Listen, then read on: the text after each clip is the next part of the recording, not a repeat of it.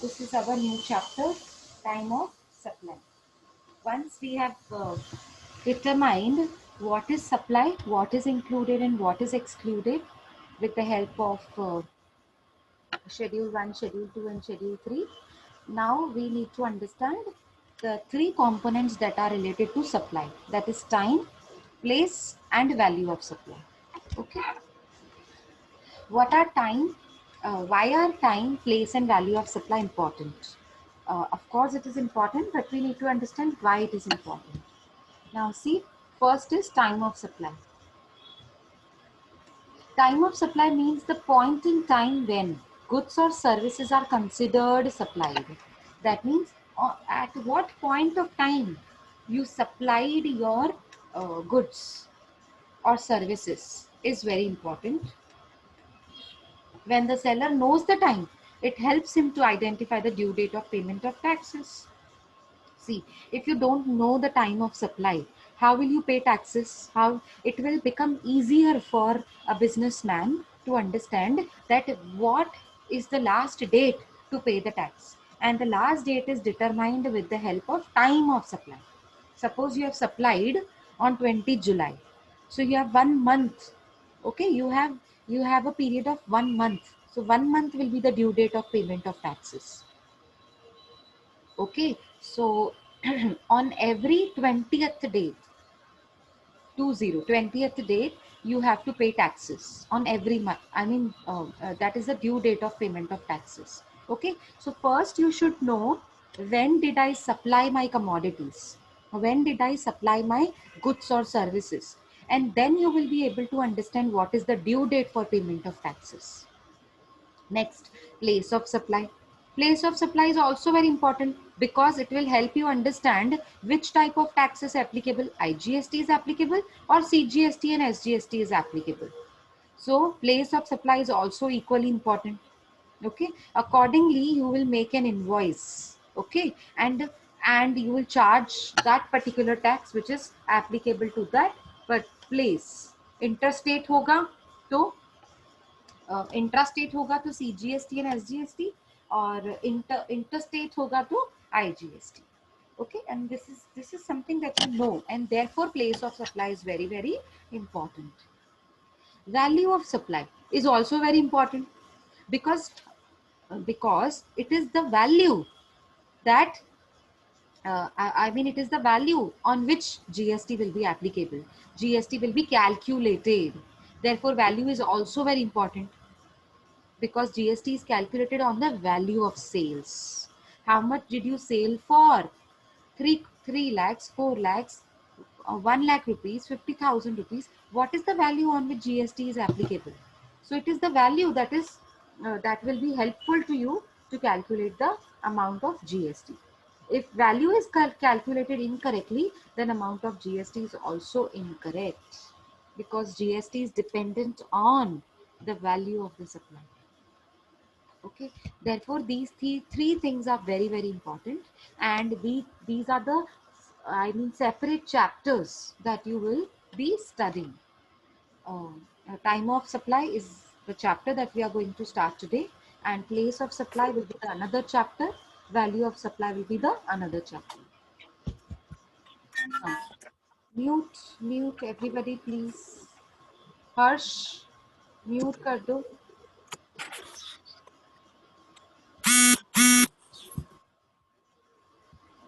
Okay, time of supply. It means the date on which charging event has occurred. It is very important to understand the time of supply is related to the date.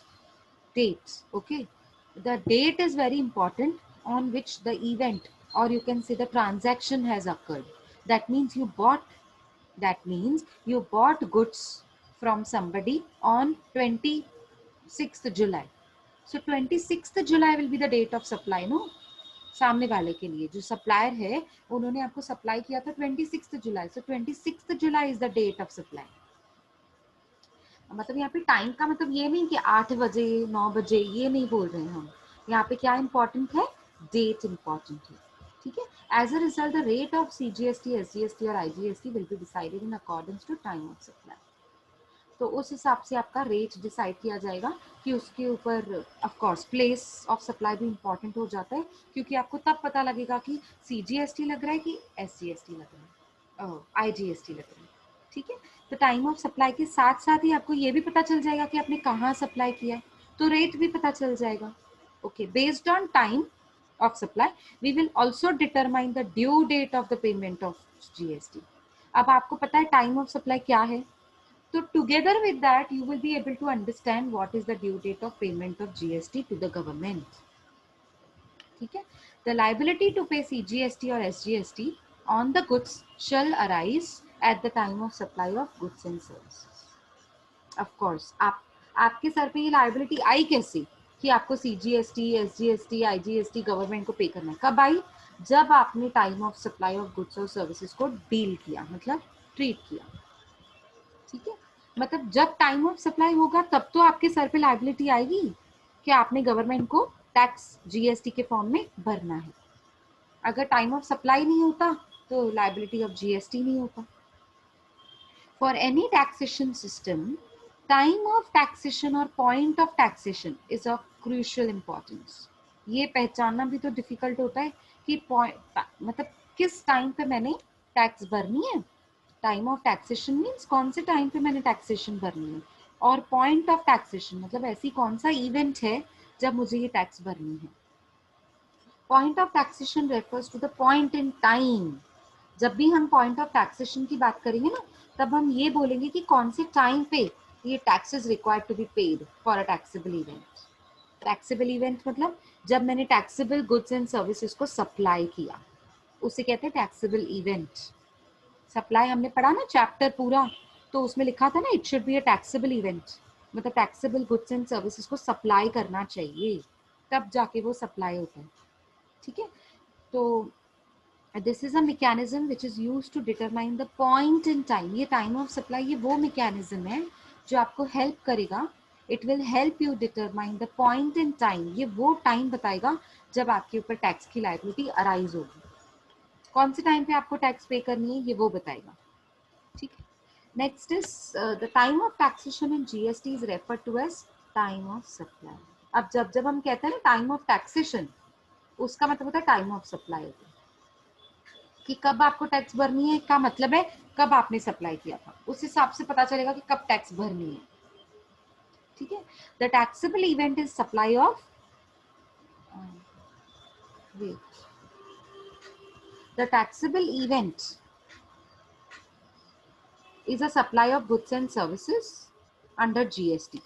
मतलब under GST हम कब बोलते हैं taxable event है, जब आप goods and services को, taxable goods and services को सप्लाई करते हो। द टाइम जिसको हम पॉइंट ऑफ टैक्सेशन भी बोलते हैं, when goods or services are supplied will be determined in terms of time of supply। मतलब हमको कैसे पता चलेगा कि हमको टैक्स कब भरनी है, it will be based on time of supply. मतलब कब हमने सप्लाई किया था उसके हिसाब से पता चल जाएगा कि टाइम ऑफ टैक्सेशन क्या है, पॉइंट ऑफ टैक्सेशन क्या है। ठीक है, अब इसे 4 पार्ट्स में डिवाइड किया गया, किसको, पॉइंट ऑफ टैक्सेशन को डिटरमाइन करने के लिए इसको 4 पार्ट्स में डिवाइड किया गया। देखो बड़े ध्यान से, time of supply for goods, यहाँ पे गुड्स वर्ड इंपॉर्टेंट है, goods under forward charge mechanism.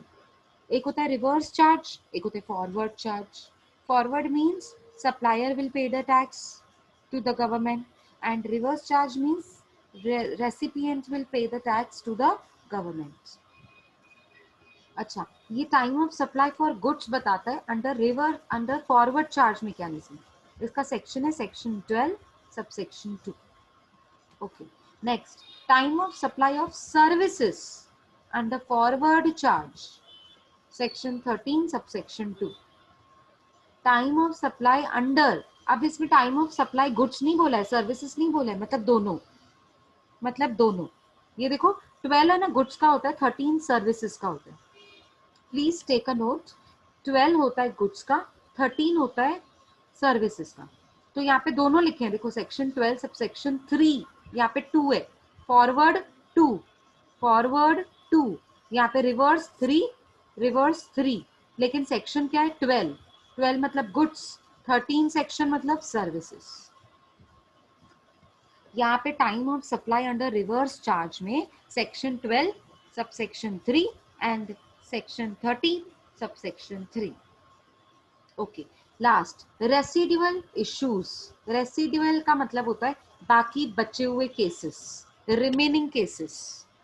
देखो ये हो गया गुड्स का forward charge, services forward charge, ये हो गया गुड्स एंड सर्विसेज का रिवर्स चार्ज। तो बाकी जो बचे हुए केसेस होंगे ना वो यहाँ पे आते हैं। सेक्शन 12 सब सेक्शन 5 मतलब गुड्स के बारे में बोल रहा है, और सेक्शन 13 सब सेक्शन 5 बात करता है सर्विसेज के लिए। ठीक है, हम देखेंगे रेसिडुअल केसेस में क्या क्या आता है, हम देखेंगे, डोंट वरी। ठीक है, आप सब डाउट्स क्लियर हो जाएंगे अगर कुछ है भी तो। यहाँ तक सबको क्लियर है? Please unmute and tell me yes और नो। यहाँ Yes, तक ma'am. तो ओके। मैम रेसिडियल इश्यूज क्या होंगे? हाँ मैं बताऊंगी, अभी आएंगे, अभी आएगा, डोंट वरी। रेसिडुअल मतलब जो बचे हुए केसेस, जैसे वाउचर्स, और आपको कोई फ्री वाउचर फ्री स्कीम में मिल गया, कुछ ऐसा होता है ना जब हम गुड्स स्कीम में बेचते हैं या सप्लाई करते हैं या वाउचर्स के फॉर्म में गुड्स को सप्लाई करते हैं, तब वो रेसिडुअल केसेस में आता है। अभी तो मैंने आपको हिंट बता दी, जैसे आपको डाउट्स नहीं आए, अभी हम डिटेल में भी देखेंगे, डोंट वरी, सब कुछ क्लियर हो जाएगा।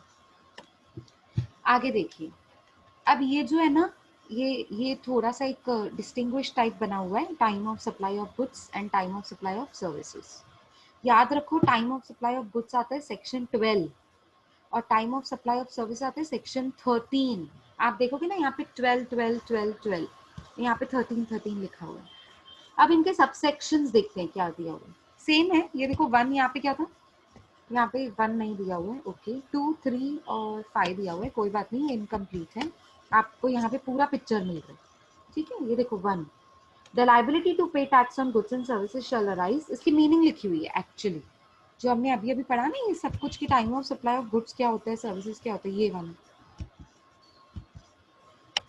वो सबसेक्शन 1 में ना मीनिंग बता रहे हैं कि liability to pay the goods on liability to pay the tax on goods shall arise at the time of supply। मतलब जब आप खुद को सप्लाई करोगे उस वो डेट पे आपको पता चलेगा कि आपकी पेमेंट वाली डेट क्या है, payment of tax to the government. मैं किसकी बात कर रही हूँ, गुड्स की। ये देखो मेरी कर्सर को, goods as determined in accordance with the provision of this section. ये सेक्शन आपको बताता है कि आपका टाइम ऑफ सप्लाई क्या होना चाहिए और ड्यू डेट पेमेंट की क्या होनी चाहिए। अब सेम है आपका सर्विसेज सेक्शन 13 सबसेक्शन 1, देखो पूरा स्टेटमेंट सेम है, सिर्फ आपने क्या कर दिया, गुड्स की जगह पे सर्विस लिख दिया। ये देखिए कर्सर को, ठीक है।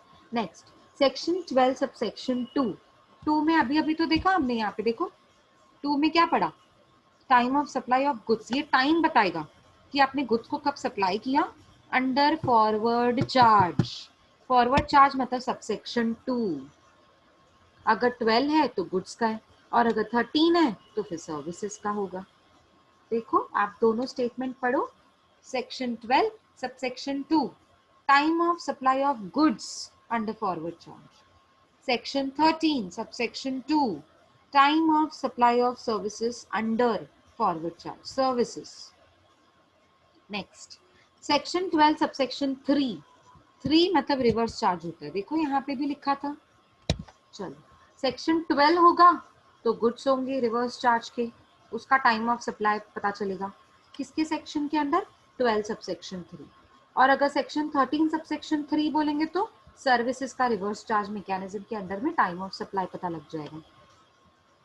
अब आते हैं section 12 subsection 4, time of supply in case of supply of vouchers. देखो मैंने बोला ना आपको, एक्चुअली ये रेसिडुअल केसेस में आता है पर इन्होंने अलग सेक्शन में बना दिया उसको।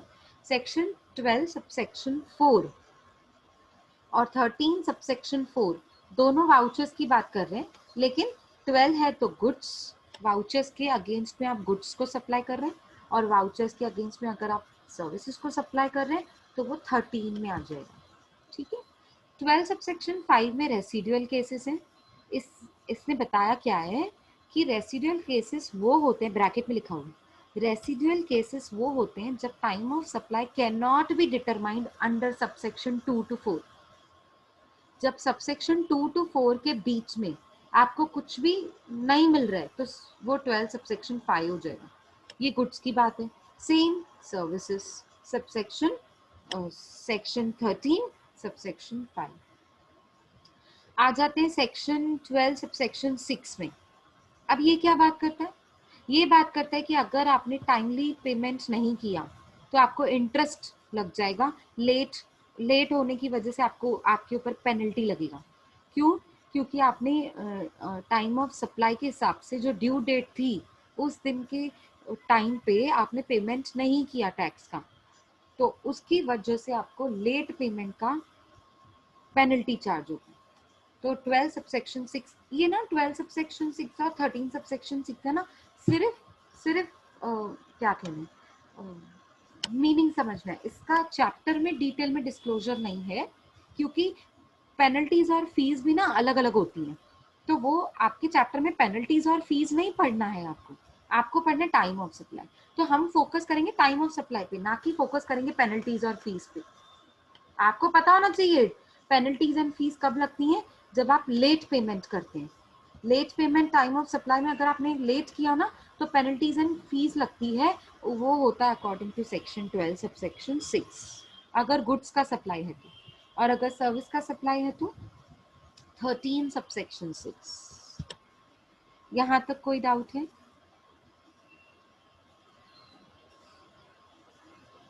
यहाँ तक कुछ डाउट है? क्लियर है तो आगे बढ़ूं? Should I move next to the next slide? Okay. Next. Time of supply of goods and services under forward charge. अब इसका मतलब क्या होता है वो मीनिंग लिखा हुआ है यहाँ पे देखो। Forward charge is a mechanism in which supplier has to levy tax. Mean supplier will have to pay the tax and remit the same। मतलब किसके ऊपर ये टैक्स लेवी होती है? फॉरवर्ड चार्ज में टैक्स लेवी लेवी मतलब charge. हमने पूरा लेवी ऑफ टैक्स पूरा चैप्टर किया है, तो अभी आपको लेवी का मतलब तो समझ में आ जाना चाहिए, ठीक है ना। तो फॉरवर्ड चार्ज मैकेनिज्म के अंडर में किसके ऊपर टैक्स लेवी होती है? सप्लायर के ऊपर। और सप्लायर की रिस्पॉन्सिबिलिटी होती है कि ये सेम अमाउंट जितना आपके ऊपर चार्ज हुआ है सेम अमाउंट आप रेमिट करेंगे। रेमिट मतलब डिपॉजिट टू द सेंट्रल और state government.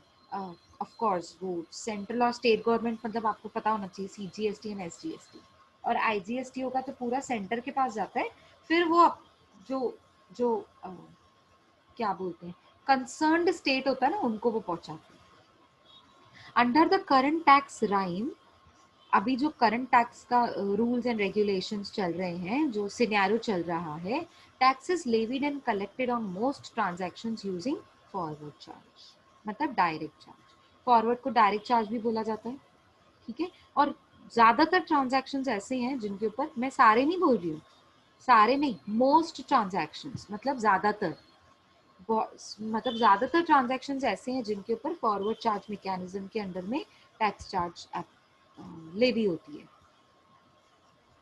Okay, next is provision regarding time of supply of goods. Goods की बात कर रहे हैं हम, गुड्स की प्रोविजन क्या क्या है।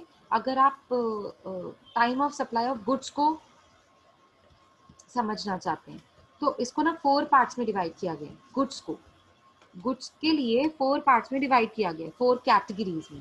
पहला फॉरवर्ड चार्ज, दूसरा रिवर्स चार्ज, थर्ड है आपका वाउचर्स, और फोर्थ है आपका ऑल अदर इंस्टेंसेस मतलब रेसिडुअल केसेस। रेसिडुअल मतलब पता ही नहीं लगता है कभी सप्लाई हुआ है, इंस्टॉलमेंट्स में सप्लाई हुआ है, तो ये सारी चीजें रेसिडुअल में आ जाएंगी। Time of supply of goods under forward charge. देखो अब हम प्रैक्टिकली शुरू कर रहे हैं, तो थोड़ा ध्यान से, थोड़ा नहीं ज्यादा ध्यान से, क्योंकि एक्चुअली अब शुरू हो रहा है हमारा ये वाला पार्ट, गुड्स का फॉरवर्ड चार्ज। पहले तो हमने समझ लिया फॉरवर्ड चार्ज का मतलब क्या होता है, ठीक है, चाहे वो गुड्स में हो चाहे सर्विसेज में हो। पर फॉरवर्ड चार्ज का मतलब होता है सप्लायर के ऊपर टैक्स चार्ज होगी and he will be solely responsible to pay it to the government, to remit the same to the government. अभी देखते हैं time of supply of goods under forward charge. Very important, please ध्यान दीजिए, इस पे sums आते हैं और हम सॉल्व करेंगे, डोंट वरी. ठीक है, नेक्स्ट. अब क्या लिखा हुआ है यहाँ पे, that the liability of GST, कोई भी जीएसटी होने दो, CGST, UT GST, SGST, IGST, will arise, ये liability of GST will arise at the earliest of the following.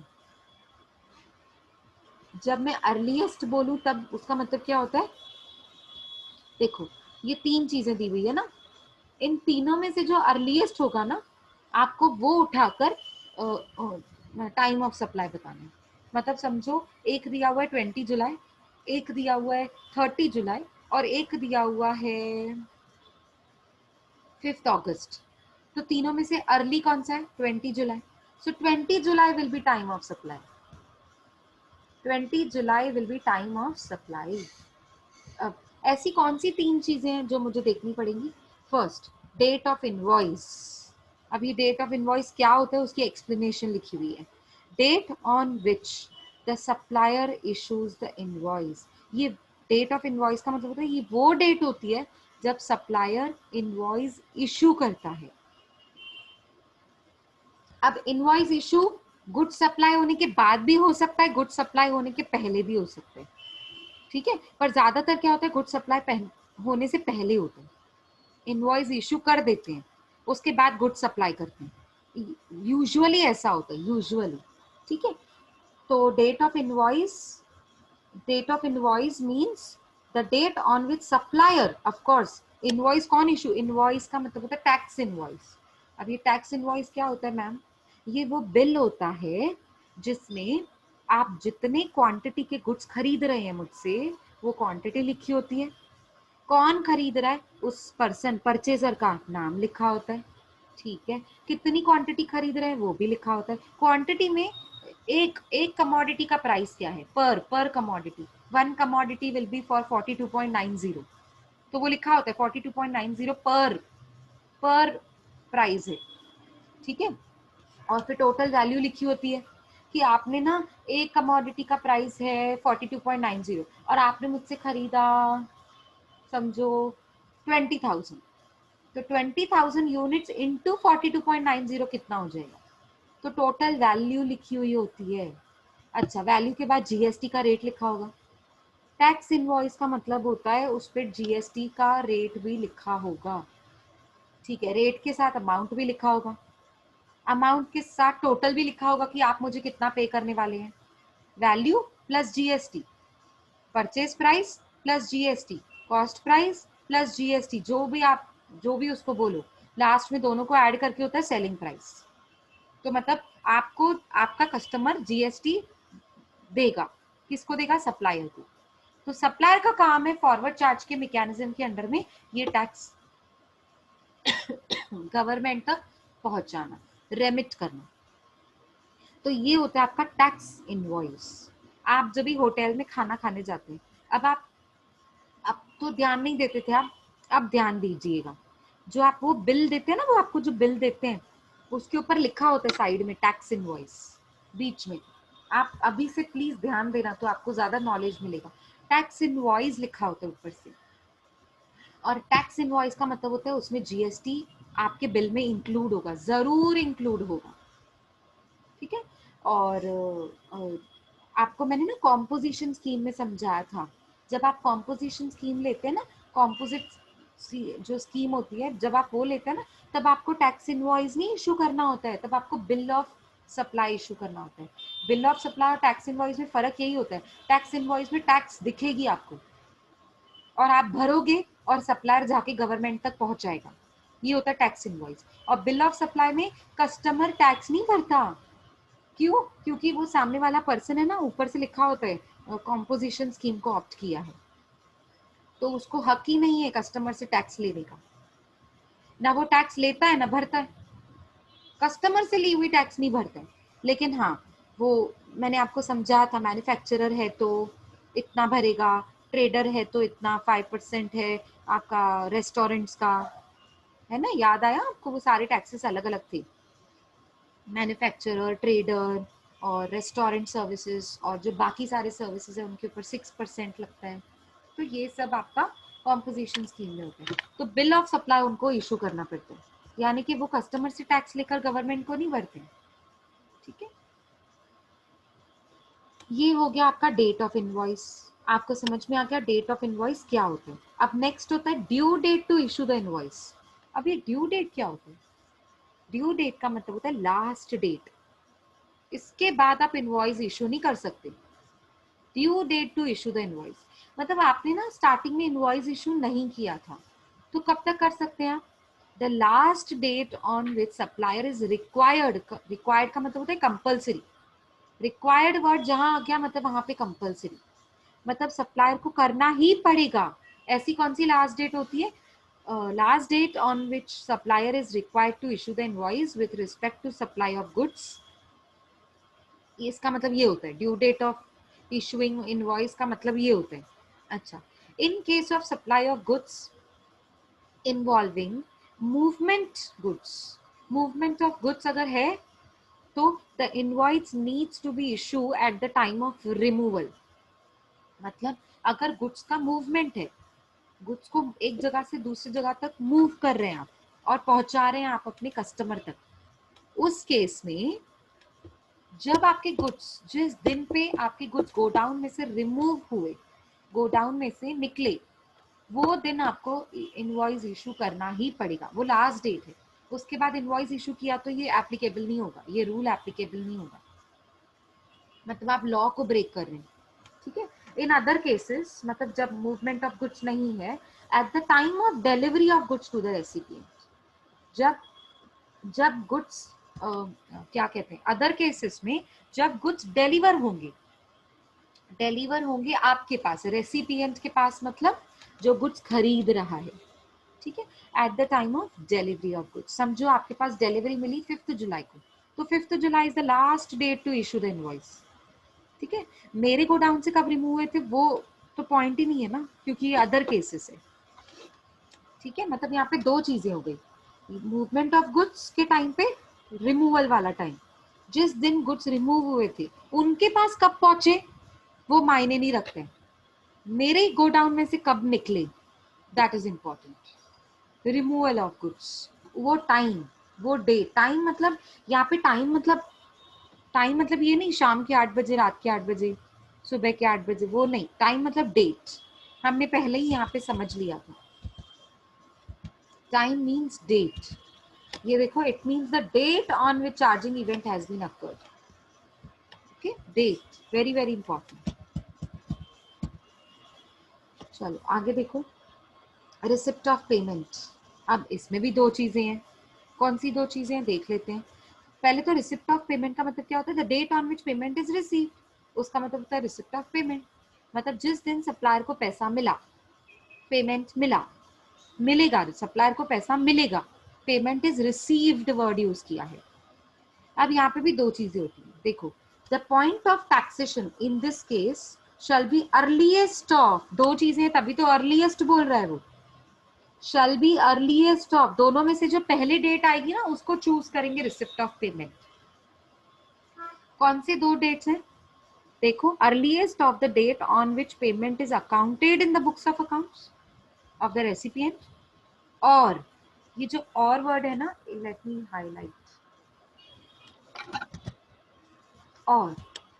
और वर्ड इंपॉर्टेंट है, हाँ, date on which the payment is accounted in the books of accounts of the recipient, or the date on which payment is credited to his bank account।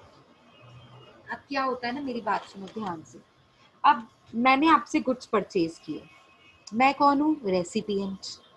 मैंने आपसे goods purchase किया और कल मैंने bank account के through पे कर दिया आपको, या आपको मैंने चेक दे दिया, आपको मैंने चेक दे दिया। अब चेक आज दिया मैंने आपको, आज कौन सी डेट है? 25 नवंबर। ठीक है, आज मैंने आपको चेक दे दिया, तो मेरे बुक्स में रेसिपिएंट मतलब मैं, मेरे बुक्स में मैंने आज की डेट दिखाई है 25 नवंबर, I have done the payment to the supplier, मतलब आपको। लेकिन आपको आज पहुंचा ही नहीं है ना, आपके अकाउंट में तो 3 दिन के बाद आएगा। जब आप चेक लेकर जाएंगे अपनी बैंक के पास, चेक क्लियर करने में भी तो 3 वर्किंग डेज लगते हैं ना, ये आपको पता होना चाहिए। हाँ, ये जनरल नॉलेज है। चेक को क्लियर करने के लिए भी तो सारे पूरे 3 वर्किंग डेज लगते हैं। 3rd डे पे आपको पैसा मिलता है, मतलब 25th को आपको चेक मिला, सपोज 26th को आप एन कैश करवाने गए बैंक में, तो 26, 27, 28th को आपको पैसा मिलेगा। 28th, तो आप 2 अलग अलग डेट्स हो गई ना। रेसिपिएंट के बुक्स में क्या है 25 नवंबर, और आपको एक्चुअली में आपके बैंक अकाउंट में क्रेडिट कभी हुआ 28 नवंबर। तो दोनों में से अर्ली क्या है? अर्ली क्या है? 25 नवंबर। आया समझ में? क्लियर हुआ? कभी कभी हम एनईएफटी करते हैं, आरटीजीएस करते हैं, है ना। एनईएफटी आपको पता होगा क्या है, इंटरनेट बैंकिंग। तो सपोज मैंने आपको ना एनईएफटी कर दिया आज, आपको तो आज का आज ही पैसा मिल जाएगा। आज का आज ही मतलब आपके बैंक अकाउंट में आज का आज ही 25 को ही पैसा मिल गया। लेकिन मैंने ना कल का डेट दिखाया, मेरे बुक्स ऑफ अकाउंट्स में मैंने कल का डेट दिखाया 26 नवंबर, ठीक है, मतलब कि आपको कल पहुंचा है, ऐसे मैंने दिखाया। तो कौन सी डेट दोनों में से अर्ली है? 25, ठीक है। तो ये था आपका time of supply of goods under reverse charge mechanism, sorry reverse नहीं, फॉरवर्ड, सॉरी। तो कितनी डेट, कितनी चीजें यहाँ पे? Earliest of 3 things. First is date of invoice, second is due date of issue of invoice, and receipt of payment. इन तीनों में से जो अर्ली होगा वो हम सिलेक्ट करेंगे टाइम ऑफ सप्लाई के नाम पे गुड्स के लिए। यहाँ तक कुछ डाउट है तो पूछिए।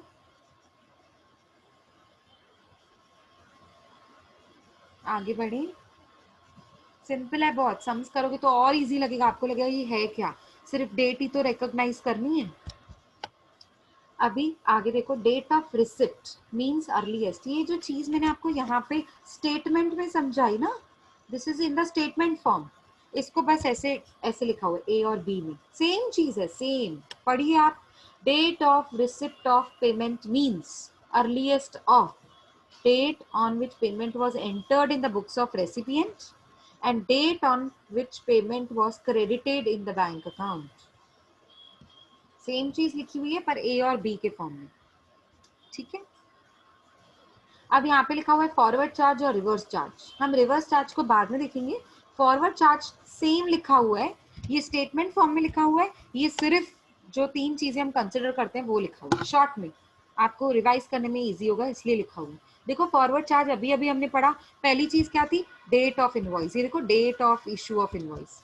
सेकंड चीज क्या थी? Due date of issue of invoice, यहाँ पे भी वही लिखा हुआ है, due date of issue of invoice. Third क्या था? Receipt of payment, date of receipt of payment. सबकी डेट्स लेनी है, ठीक है, वैल्यू नहीं लेनी है, डेट लेनी है, डेट। इनवॉइस में जो वैल्यू भी होती है, वैल्यू नहीं लेना है मुझे, मुझे लेना है डेट। रिवर्स चार्ज हम करेंगे, डोंट वरी, अभी ये शॉर्ट में लिखा हुआ है। अभी तो हमने फॉरवर्ड चार्ज शुरू किया ना, इसीलिए मैं पहले फॉरवर्ड चार्ज करवा रही हूँ, ठीक है। अब ध्यान से देखो, some important points written off from time of issue of invoice for goods। कुछ चीजें बहुत इंपॉर्टेंट है